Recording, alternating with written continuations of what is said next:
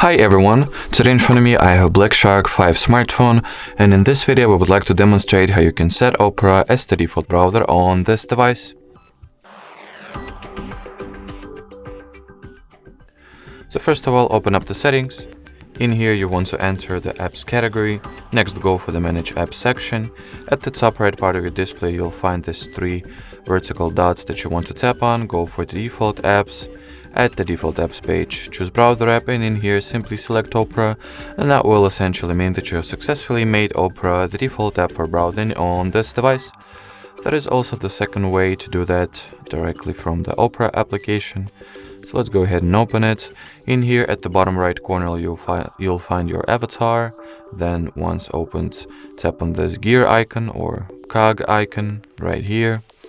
Scroll down this page for a little bit, the settings.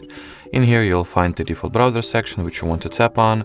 Click on next, select Opera and set it as default app for browsing. Alrighty, so that would be it for this video. Thank you so much for watching and bye bye.